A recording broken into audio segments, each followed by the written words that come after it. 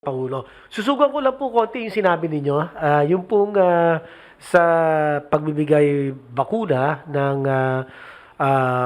gobyerno ng China ay 53 nations po ang kanilang nabigyan ng mga bakuna at lahat po yung mga yan, sila halos ang sumundo ng kanilang bakuna mula sa China. Hindi po katulad ng nangyari kahapon, sila po mismo nagpadala, Mr. President, ng bakuna sa atin. Kaya ang halaga po nitong bakunang ito ay mga 403 million pesos. Yung 600,000 doses ang Mr. President, ang halaga po 403 million pesos sa halagang $14 per dose. So, tuloy ko lang po na nasimulan po natin ang pagbibigay ng dagdag na proteksyon ng bakuna sa mga frontline healthcare workers sa PGH, sa Dr. Jose N. Rodriguez Memorial Hospital and Sanitarium, yung Lung Center of the Philippines, ang Veterans Memorial Medical Center na pinangunahan po ni Secretary Delphine Lorenzana. Kasama ko po siya sa V. Luna Medical Center at ganoon din po sa PNP General Hospital. Mula pa lamang po ito ng ating pambansang pagbabakuna laban po sa COVID-19, naway magkaisa tayo sa kilo, sa puso at sa diwa dahil abot kamay na natin ang susi sa wakas laban sa pandemya at ang katiyakan ng ligtas at tuloy-tuloy natin pagbangon tungo po sa mas produktibo at mapaglikhang kinabukasan ng sambayanang Pilipino.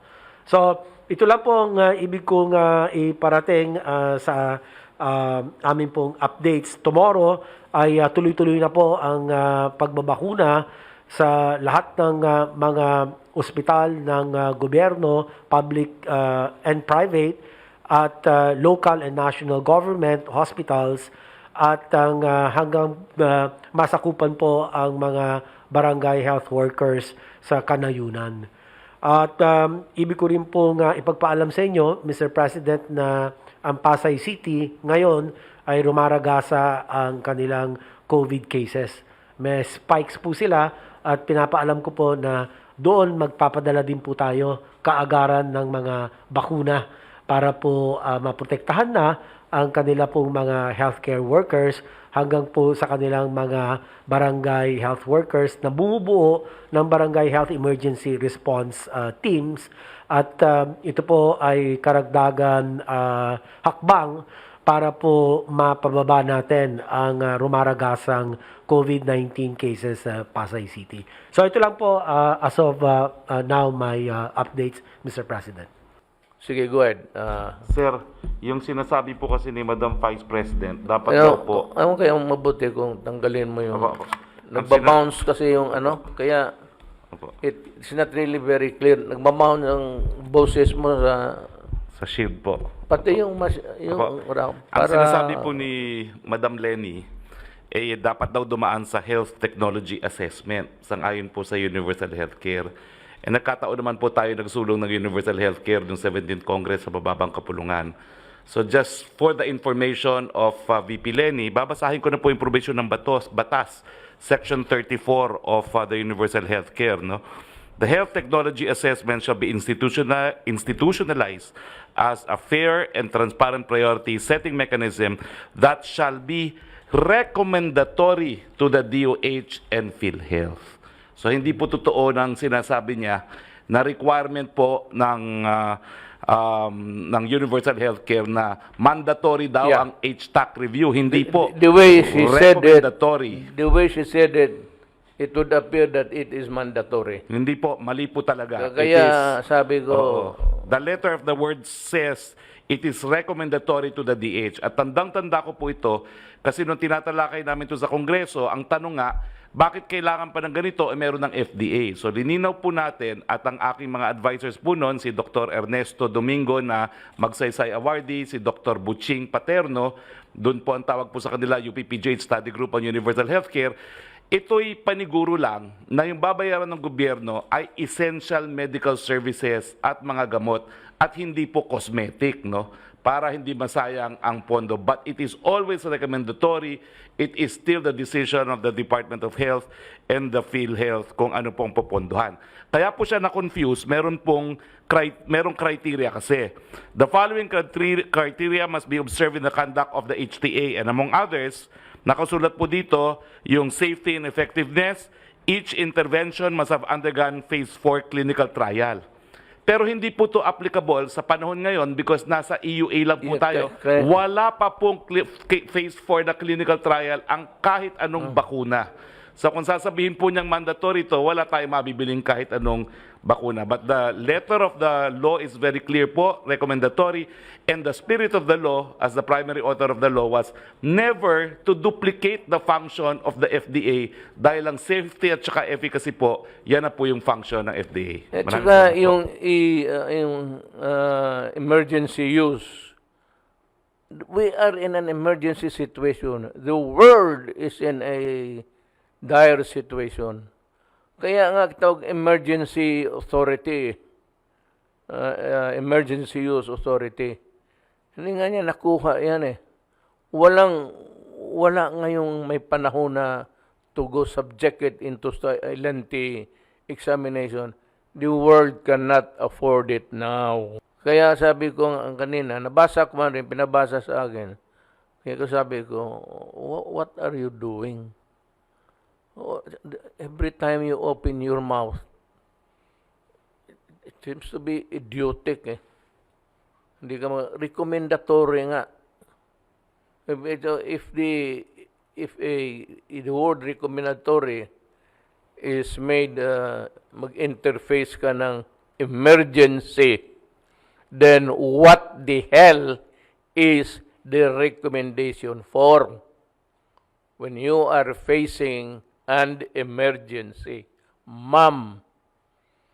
Kaya kung gusto ka magtanong, kung wala namang bakuna, kyak-kyak ka ng kyak-kyak, nung dala ka ng basket, bigyan ka kitang pera, mamalingke ka ng bakuna, at dalhin mo dito sa atin. That is how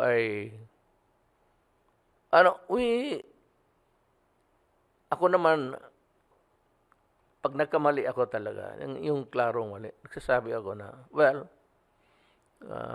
everybody has the right to commit a mistake. It could be in a very sarcastic way. Wala naman siguro, let me thank again. Mayroong binulong sa akin si Ambassador Wangsilian. Ayaw ko lang sabihin. Pero before we shook hands, before we left the stage, may sinabi siya. He said something to me na very encouraging. And I said, thank you.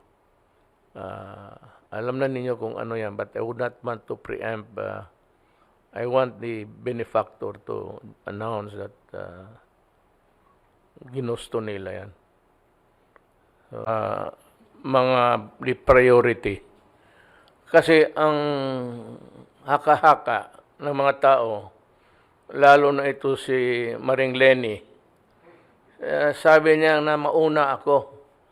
You know, in the protocol, ang edad namin, ang preferential right is given to 16 o 18 above, tapos 59. Ako, Maring Lenny, 70 na. 70, hindi pala. 67 lang pala. Masyado kang apurado. Sa protocol nga, we are not even considered as those needing or occupy a priority in the application of COVID. Mahirap kasi ang you are baiting me. Alam mo kung bakit? Nagdududa ka kasi na nagpabakuna na ako kasama ng mga sundalo.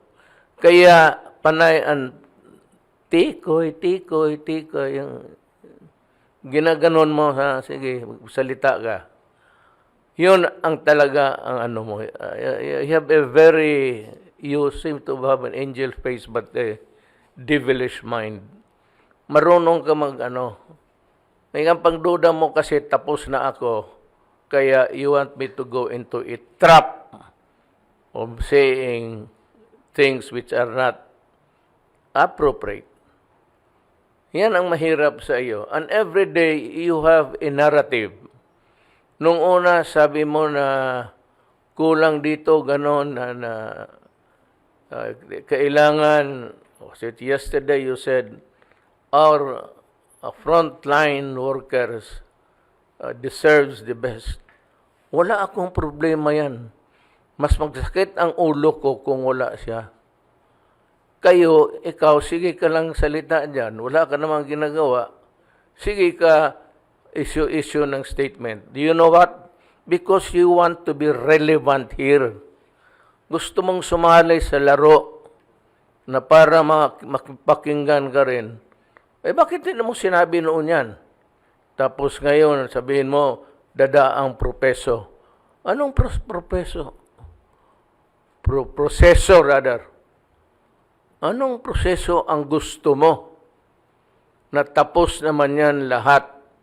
Gusto mong dagdagan.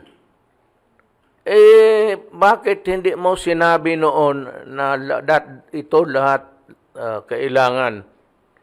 Ngayon nga may proseso na bago. Ganito na lang. Sabihin ko sa iyo uli, kung marunong kang makinig, walang bakuna ngayon available. Either hingiin mo, nakawin mo, o bayaran mo. Not only the Philippines, as stated by earlier, binigyan tayo ng worldwide situation ng vaccine. Hirap rin sila. Ang Amerika, meron, pero inuuna nila. Ito, alam mo, unahan ito. Ako muna bago kayo kasi amin to. As correctly stated by Secretary Galvez, it is only China who has come up with its commitment to so many nations. I don't know how many, but I'm sure China will honor on time. Kasi wala nga silang, alam nila mas gastos tayo kung tayo ang magkuha. We have to send our cargo planes. Marami yon, hindi magkasya ng isa. We have to send about 2. China, minabuti niya na dalhin na lang dito sa Pilipinas using their own air assets. Kaya ganon. Ngayon, kung gusto mo talaga para mahinto ka, kunin mo yung basket mo, mamalengke ka doon sa labas ng bakuna. Bigyan kita pera para kung may mabili ka, bilhin mo na kaagad at umuwi ka dito sa Pilipinas, bigay mo roon sa mga doktor. Yan ang mahirap sa iyo. You want to be relevant. And you know, sometimes you make an idiotic stance. Yung mga ganong, they deserve the best. Anak ka ng...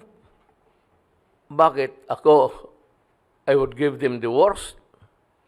Mamatay ka na. Hindi ko iwanan yung mga frontliners. And you do not need to really be redundant about it. Ako yung napika ako sa iyo pero because ilang beses na tayo nag-enkwentro sa sagutan. Alam ko, may nagsabi, a devil has said something, jukin mo, magsabi, tanungin mo. Ngayon, ipakita ako. Ngayon gusto ko, pag mag-injection ko, nandiyan ka dito sa Malacanang. Kaya sabihin ko, matanda naman ako, kalahati lang ang akin. Plastada mo yung pupo, doon iturok sa iyo. To add protection to your good health. Secretary Doke can Go ahead. Salamat po, Ginoong